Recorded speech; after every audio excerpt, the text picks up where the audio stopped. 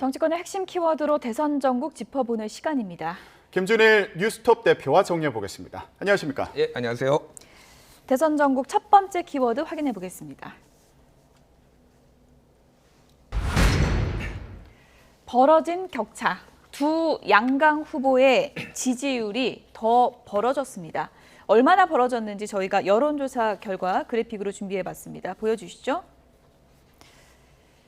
네, 36.8대 30.8%. 이것은 갤럽의 여론조사 결과고요. 다른 여론조사 결과도 보겠습니다. 여기서는 이재명 후보가 37.4%, 윤석열 후보가 29.3%를 기록하고 있습니다. 김준일 대표님. 예. 지난 주만 해도 저희가 양강 후보 지지율 이제 붙었다 이랬는데 이번 주 보니까 추이가 더 벌어졌습니다. 그러니까 김건희 씨 사과가 그렇게 큰 효과가 없었다라는 거 하나가 있고요. 또 하나는 이제 이 무슨 사건이 벌어지고 요게 여론에 반영되는데 약간 시차가 있어요. 그러니까 김건희 씨 사과 같은 경우에도 아직도 이제 좀 완전히 반영되지는 않았다라고 볼 수 있을 것 같아요. 그래서 전주까지 이번 주 초까지의 어떤 여론이었다라고 이제 보시면 될 것 같아요. 근데 어쨌든 윤석열 후보는 매우 안 좋습니다. 모든 게 다 안 좋다. 뭐 선대위 내용도 있고 본인의 발언 실수, 정책적 부족함, 토론 거부하는 것도 상당히 여론이 사실 안 좋거든요. 그런 것까지 해서 김건희 씨 논란까지 해서 지금 반등을 어떤 식으로 할 수 있을지에 대해서 내부에서 지금 많은 고민이 있는 걸로 알고 있습니다. 단시간에 상당히 많이 빠졌잖아요. 이런 것도 좀 흔치는 않은 경우라고 하던데요. 흔치 않죠. 예. 이 정도로 한꺼번에 빠진 거는 예를 들면 97년에 이회창 후보가 아들 병역 비리 의혹이 불거졌어요. 물론 나중에 사실이 아닌 걸로 밝혀졌지만은 막 그때 막 출렁이고 이런 일들이 있었는데 이 정도로 많이 빠진 거는 한 번에 다 악재가 겹쳤다. 근데 상당 부분은 다 후보 본인 책임이다. 이를테면은 김건희 씨 의혹 같은 경우에도 사실 논란을 키웠잖아요. 본인이 이게 전체 허위는 아니다. 그리고 뭐 가짜 뉴스가 민주당에서 많이 하고 있다. 이런 식으로 사과를 해도 사과가 아닌 것처럼 받아들이고 시점도 늦었고요. 시점도 만시지탄이다. 뭐 이런 얘기도 나올 정도로 여러모로 좀 대응이 미흡했다 이렇게 볼 수 있겠습니다. 네, 세대별로는 지금 말씀하신 이런 논란들을 어떻게 받아들이고 있는지 이것도 궁금한데 세대별 지지율을 좀 살펴볼까요? 예. 특히 눈에 띄는 부분이요. 지금 20대 지지율을 보면 윤석열 후보는 9.5%예요. 예, 상당히 낮은 그 수치를 보이는 것으로 생각이 되는데 이 부분은 어떻게 봐야 될까요? 그러니까 저는 윤석열 후보의 9.5%보다 저 광활한 회색지대, 20대의 회색지대가 눈에 띕니다. 70%거든요, 지금. 네. 70%가 누군지 모르겠다는 20대, 거예요? 예, 아직 결정하지 못했다. 저게 뭐냐면은 이재명 후보 같은 경우에는 오르긴 했어요. 과거의 조사에 보면은 10%대 후반이었다가 20%대 중반으로 갔으니까 꽤 올랐죠. 한 5, 6%포인트. 근데 윤석열 후보는 한 많이는 20%포인트 빠졌습니다. 근데 그 사람들이 대부분 회색지대로 지금 옮겨갔다. 무응답층이나 모르겠다. 지지하는 후보 없음으로. 제3지대로 갔을 수도 예, 있고요. 그러니까 원래 2030 특히 남성들 같은 경우에는 굉장히 스윙부터 성향이 강해요. 근데 이게 지금 요즘 트렌드가 아니라 사실은 2007년 대선부터 이미 약간 그런 경향이 많이 나타났습니다. 그게 이제 확실히 또 두드러졌고 정당 고착화가 좀 덜 됐다. 그러니까 한 정당에 대해서 내가 충성을 보인다. 지지를 하는 게 2030은 확실히 과거보다 좀 더 덜해지는 경향이 확실히 나타났어요. 그래서 그러니까 2030을 공략함에 있어서 이제 보수화됐다 한동안 그런 얘기가 있었잖아요. 보수 진영에서 너무 안이하게 접근을 했다. 모든 우리 표다. 이렇게 생각을 하고 좀 안이하게 접근을 하다가 지금 이런 부분이 확 빠지고 뭐 그거는 한두 개가 아닌데 신지혜 씨 영입 논란도 20대 남성한테는 분명히 영향을 끼쳤습니다. 그 폭이 어느 정도인지 모르겠으나 그 이준석 대표와의 갈등도 있고 그리고 이 뭐 윤석열 후보의 공정이 좀 눈에 맞지 않는 부분들이 있고 뭐 이런 것들이 복합적으로 다 영향을 끼쳤다. 이렇게 볼 수 있겠습니다. 네. 그래서 이 점이 상당히 좀 의미 있는 것 같습니다. 20대 표심이라는 게 과거 이제 기성세대들 같은 경우는 이념에 따른 투표도 상당히 많았는데 20대 표심은 아무도 모르겠다. 전략도 짜기도 힘들다. 이런 얘기들이 있거든요. 이번 대선에서 20대 표심은 어떤 후보가 잡을 수 있을까요? 그러니까 아직은 모르죠. 아직은 몰라요. 그러니까 실용주의가 20대의 대표적인 어떤 뭐 트렌드, 특징이라고 볼 수가 있어요.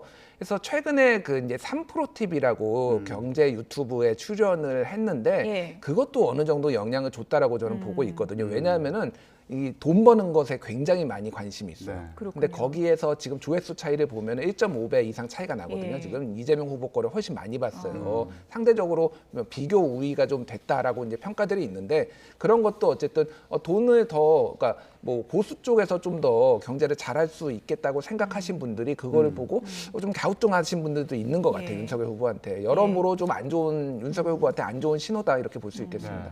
지금 저 20대에서 70% 가까운 회색지대 마음이 어떻게 변할지 이게 참 궁금한 그런 상황인데 20대뿐만 아니라 전체적으로 윤석열 후보가 열세를 보이는 것으로 나타난 이런 조사 결과가 나오는 상황에서 김종인 총괄선대위원장이 더 빠질 거다 그랬잖아요. 예. 이 말이 맞아가는 건 아닌가라는 생각이 들기도 하는데 동시에 했던 얘기가 구정쯤 되면은 반등할 거다. 이런 취재 얘기를 했거든요. 이건 어떻게 전망할 수 있을까요? 일단 굉장히 냉정하게 잘 보셨다. 더 빠질 것 같습니다. 예. 제가 봐도 당분간 더 빠지고요. 그러니까 아까 전에 말씀드렸듯이 이게 윤석열 후보와 그 캠프의 문제가 하나가 아니에요. 지금 중첩돼 있잖아요. 그러니까 김종인 위원장의 생각은 하나씩 정리한다라는 거예요. 근데 시간이 걸리잖아요. 일단은 이를테면은 김건희 씨 사과 이걸로 이제 그 허위 이력 논란은 정리를 하고 그런 다음에 지금 이준석 대표와의 갈등도 아직도 있는데 선대위 문제도 정리를 하고 그리고 후보가 돌출적인 발언을 하는 것을 소위 말해서 그립감을 가져가지고 최대한 자제를 하면서 그리고 대여 공세 대장동 이렇게 현지 방문한다든지 이런 걸로 대여 공세도 강화를 하면서 그리고 정책적으로도 차근차근 하나씩 발표를 하면서 그런 불신도 해소하고 이게 시간이 많이 걸린다라는 예. 거예요. 그러니까 이게 최소한 한 달은 걸릴 거다라고 보니까 구정 2월 초거든요. 구정 전까지는 좀 어려움을 겪는데 그 즈음에서 뭔가 변화가 있을 것이다 이렇게 본 건데 어떻게 보면 희망사항이기도 합니다. 이게 다 잘 될지 안 될지는 아무도 몰라요, 사실은. 그렇죠. 예. 예. 어쨌든 한 달간, 1월 한 달간은 양쪽 모두 아주 치열한 승부전일 텐데 조금 전에 갤럽의 다자대결 여론조사 그래픽 다시 한번 좀 보여주실까요? 이재명 후보 같은 경우에는 지금 이제 윤석열 후보가 확 떨어진 건 맞는데 본인의 지지율이 지금 35에서 38 정도로 좀 계속 갇혀 있는 느낌이거든요. 이 예. 부분은 어떻게 해석할 수 있을까요? 그러니까 확장성의 문제가 있는데 뭐 예. 최근에 그러니까 그래서 37% 후보다 뭐 이런 얘기도 있었어요. 예. 사실은 계속 37% 안팎으로 나와서 근데 몇몇 여론조사에서는 40% 넘는 것도 최근에 예. 나오기 시작했거든요. 굉장히 긍정적인 신호라는 거고 기본적으로 이 이재명 후보와 민주당의 확장성의 문제가 있다라고 볼 수밖에 없어요. 이미 저 트렌드는 2달이 넘었거든요. 지금 예. 더 넘지 못한다. 그거는 뭐 정권 교체 여론이 높은 거 하나. 그리고 아직도 민주당에 대해서 비토가 좀 심하다. 이제 조국 사태와 부동산을 이제 잡지 못한 것에 대해서 이런 예. 정서들이 있기 때문에 국민의힘이 그래서 유리하다라는 게 계속 있었는데 그거를 다 까먹은 윤석열 후보도 어떻게 보면 대단하다 이렇게 볼 수도 있을 것 같아요. 저기 이제 4명의 후보가 나와 있는데 가장 오른쪽에 있는 안철수 후보는 지금 이 여론조사 결과 보고 좀 미소를 짓지 않았을까요? 어떻게 많이 보십니까? 좋아하실 겁니다. 예. 속으로는 표정 관리하고 계시겠지만은 그래서 최근 여론조사 보면은 7, 8%에서 많이 나오면 이제 9%까지 나왔어요.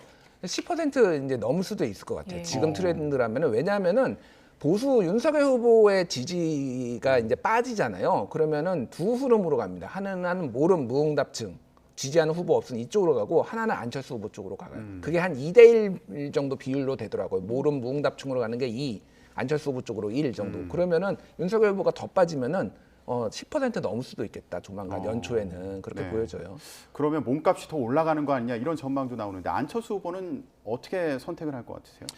일단 단일화 안 한다고 계속 얘기를 했습니다. 단일화는 계속 안 한다고 당분간은 얘기를 할 것 같아요. 그러니까 알 수 없어요. 진짜 끝까지 안 할 수도 있는데 다만 안철수 후보가 이제 단일화를 하면서 실패 과정을 여러 번 겪었잖아요. 본인이 이제 진 과정을 그 과정을 보면은 공통점이 하나가 있습니다. 뭐냐면 단일화 협상 과정이 길어지면서 예. 지지부진하면서 양대 정당, 그러니까 강한 정당한테 쏠림 현상이 나타났어요. 이를테면 2012년에 문재인, 그리고 이번에 2021년 올해 이제 보궐선거한테 오세훈. 예. 그러니까 안철수 후보는 단일화의 협상 과정을 최소한 짧게 하는 것이 본인한테 유리하다고 이미 알고 있을 거예요. 피로감이 없게. 그렇다고 예. 본다면 1월 달에 단일화 얘기를 협상을 나선다? 이거는 길어질 수 있어요. 그렇다라고 본다라면은 2월도 말까지도 진짜 끝까지 단일화 안 한다라고 하다가 국민의 여론이 그렇게 모여져서 어쩔 수 없이 단일화에 나서는 이런 모습도 가져갈 수 있고요. 유의미한 지지율, 그러니까 10%의 지지율이 뭐냐면 단일화 협상의 주체가 될 수 있느냐 없느냐를 보통 10%로 보거든요. 그런다고 본다라면 이 지지율이 그때까지 유지가 된다라면은 단일화도 배제할 수는 없다. 이렇게 보시면 될 것 이런 같아요. 흐름으로 간다고 하면 여야 모두 이제 설 이후 그 시점이 되면 안철수를 잡아라 이게 이제 특명이 될 수 있는데 예. 송영길 대표의 러브콜은 안철수 후보가 승낙할 가능성은 없다고 보십니까? 그러니까 뭐 정권 심판 같이 하자는 거냐 뭐 이렇게 답변도 했잖아요. 그러니까 이미 사실은 그 아까 전에 이재명 후보의 37% 여기는 더 확장성도 없지만은 최근 지금까지는 예. 굉장히 단단해요. 단단하죠. 이게 무슨 예. 얘기냐면은 안철수 후보가 민주당하고 손잡아가지고 별로 좀 거친 말로 하면 먹을 게 별로 없습니다. 그 지지율로 보면은. 예. 근데 오른쪽으로 보수 진영은 윤석열 후보는 이 지지율이 출렁이잖아요. 그렇죠. 그러니까 뭐 소위 말해서 먹을 게 훨씬 많다 이쪽이. 그리고 최근의 행보들을 보면은 보수 쪽으로 많이 갔어요. 어떤 이명박 박근혜 대통령 사면하라 이런 메시지들은 전략적으로 이미 그게 맞다라고 보고한 거거든요. 그렇기 때문에 민주당하고 손잡을 가능성은 저는 거의 제로라고 본다 이렇게 말씀드리겠습니다. 근데 민주당에서도 아무래도 최근에 여론조사를 보면 이번 대선을 성격을 어떻게 보냐 이렇게 물었을 때 정권 교체론이 절반 넘는 여론조사 결과들이 나오고 있잖아요. 이번 조사 중에 하나도 그렇게 나왔고요. 그러다 보니까 아무래도 그런 단일화에 대해서 신경을 쓸 수밖에 없지 않을까 이런 생각이 들기도 하는데 근데 또 인상적인 게요. 이게 정권 교체론이 50%를 넘었는데 윤석열 후보 지지율은 거기에 미치지 못하는 상황. 이것도 차이가 참 엄청 해석할 커요. 여지가 많아 보여요. 그러니까 이게 정권 교체론이 사실은 좀 막연한 거예요. 그러니까 현재의 어떤 정권의 현재 문재인 정부의 불만족스러운 분들이 진보 진영에서도 찍는 분도 있고 보수 진영에서도 찍는 분도 있고 이게 다 섞여 있습니다. 그러니까 저기에는 정권 교체 여론에는 사실은 윤석열 지지층, 안철수 지지층, 일부는 심상정 지지층도 있는 거예요. 그러니까 그거를 다 합쳐보면은 지금 정권 재창출 37.6이잖아요. 지금 이재명 후보가 가져가는 거하고 거의 비슷합니다. 그러니까 예. 그거가 좀 이제 있는데 그거가 누구한테 쏠리느냐가 지금 문제인데 윤석열 후보가 많이 표를 잃은 거죠 최근에. 예. 다음 키워드 내용 확인해 보도록 하겠습니다.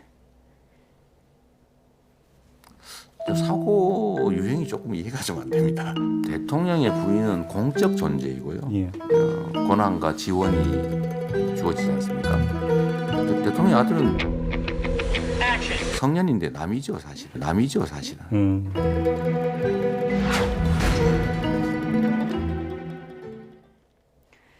아들은 남이다. 김준일 대표님은 어떻게 생각하십니까? 뭐 이제 선을 좀 그으려고 하신 것 같아요. 그래서 어떤 의도인지는 알겠는데 이제 저렇게 말씀하시는 게 굉장히 냉정해 보인다. 뭐 그런 게 보이죠. 예전 사실 뭐 이를테면은 진짜 알았는지 몰랐는지 모르겠으나 그 사망한 김문기 처장도 몰랐다. 뭐 이렇게 얘기해서 막 그런 이미지들이 있거든요.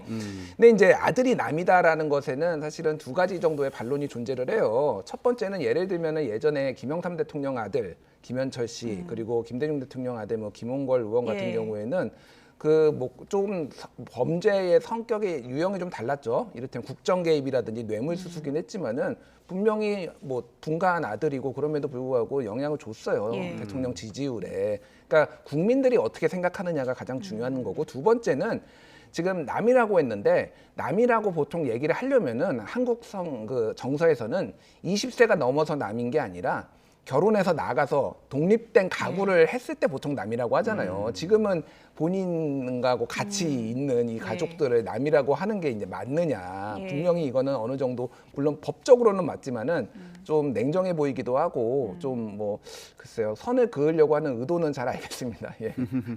근데 이재명 후보 같은 경우는 석사 논문과 관련해서도 논문 표절 인정한다, 취소해달라 또 이런 입장을 밝히기도 했습니다. 이런 상황들을 보면서 이게 빠른 대처는 긍정적일 수도 있는데 너무 책임을 좀 회피하는 거 아니냐, 혹은 너무 가볍게 대처하는 거 아니냐 이런 평가들도 있더라고요. 가천대 논문이었거든요. 예전에 사실 나왔던 거고 최근에 김건희 씨 논문 표절 나오니까 다시 이제 끌려 나온 거예요.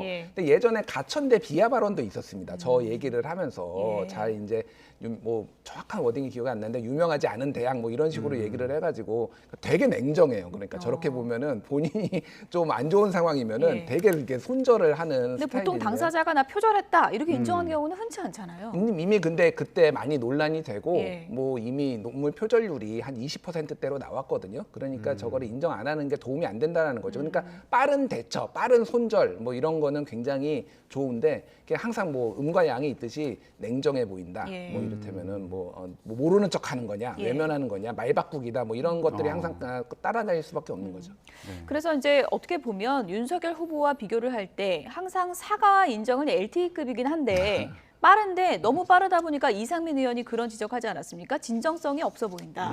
이런 문제를 제기했었어요. 그렇죠. 뭐 그거는 이게 뭐 방금 말씀드렸듯이 플러스와 마이너스가 있는 거고 진정성 없어 보이게 보시는 분들도 있을 것 같아요. 근데 결과는 사실은 특히 이제 선거 국면에서는 지지율로 나타나는 거예요. 예. 그게 어쨌든 효과가 있고 상대적으로 효과가 있어서 지지율이 덜 빠졌잖아요. 그렇게 본다라면은 지금 기조를 이재명 캠프 측에서는 딱히 바꿀 이유는 없는 거죠. 어쨌든 저쪽은 사과를 하더라도 사과 같지 않은 사과를 하는데 우리는 빠르게 어쨌든 사과를 한다라는 게 효과가 있다라고 본다라면 이 기조로 갈 것 같아요, 당분간. 예. 이재명 후보가 여러 논란에 대해서도 이런 식으로 대처를 하면서 여러 평가가 나오고 있는 그런 상황인데 정책과 관련해서도 비슷한 평가가 나오기도 하더라고요. 예. 윤석열 후보는 여당 후보가 딱 잘하는 게 하나 있다 이러면서 얘기한 게 변신술이다 이렇게 또 비판을 했어요. 예.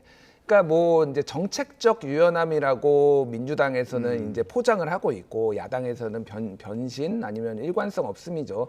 그래서 저는 그래서 윤석열 후보한테 말씀드리고 싶은 게 이렇게 공격할 게 많잖아요. 예. 계속 오락가락할 빨리 토론에 가셔가지고 이런 부분을 좀 공격을 해주셨으면 좋겠다. 그런 생각이 들어요. 어쨌든 그 부분은 약점은 맞거든요. 어쨌든 예. 도대체 어느 게 맞는 거냐. 국토보유세 하겠다고 했다가 안 하겠다고 했다가 예를 들면은 뭐 양도세도 올려야 된다라고 유지하겠다가 지금 낮추겠다고 하는 그런 예. 말바꾸기 혹은 정책적 변화가 약점인 건 분명히 맞거든요. 그 부분은 얼마나 윤석열 후보가 효과적으로 공략하느냐는 예. 뭐 토론이나 이런 거에 좀 달려 있지 여기 바깥에서만 얘기한다고 예. 그게 되는 건 아니거든요. 그 토론에 대해서는 이제 국민의 알 권리니까 후보들이 적극적으로 해야 된다는 여론이 높은 게 상당히 높은 게 사실인데요. 토론 같은 경우가 어떻습니까? 역대 대선을 보면 법정으로 정해진 그 횟수 이외의 토론을 많이 했었나요? 많이 했죠. 예. 많이 했습니다. 뭐 지난 2017년 대선만 해도 거의 모든 방송사가 법정은 3번인데 모든 방송사가 한 번씩 돌아가면서 다 했잖아요. 그 정도로 많이 했고 그러면 적극적으로 양강 후보만 하게 되나요? 어떻게 되는 건가요? 그건? 대부분은 지난번 대선 같은 경우에는 다자구도여가지고 이제 거의 다 했죠. 그러니까 예. 모든 후보가 5명이 이제 다 나와서 하는 그런 상황이었는데 이제 뭐 5% 이상이거나 지난번 대선에 나와가지고 뭐 득표율이 일정 정도 되거나 이런 뭐 조건들이 있거든요. 예. 그거에 맞춰서 할 수도 있고 다 할 수도 있고 그거는 뭐 방송사와 조율을 선택인데 어쨌든 중요한 거는 좀 많이 했으면 좋겠다. 예. 국민의 그게 여론이 그 윤석열 후보한테 좋지 않아요. 토론을 지금 거부하는 것들이 네. 전체적으로 보면은. 예. 네.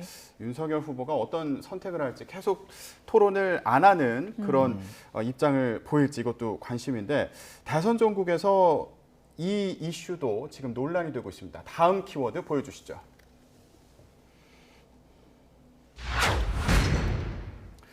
공수처, 윤석열, 김건희도 통신 조회했다. 예, 마지막 키워드입니다. 공수처가 국민의힘 윤석열 후보 그리고 부인 김건희 씨의 통신 자료도 조회한 것으로 나타났습니다. 예. 그러니까 여기에서 좀 용어 정리, 용어 팩트 체크를 좀 해야 될 것 예. 같아요. 뭐냐면은 통신 사실 확인이 있고 통신 조회가 있어요. 네. 통신 사실 확인은 전화 통화 내역을 보는 겁니다.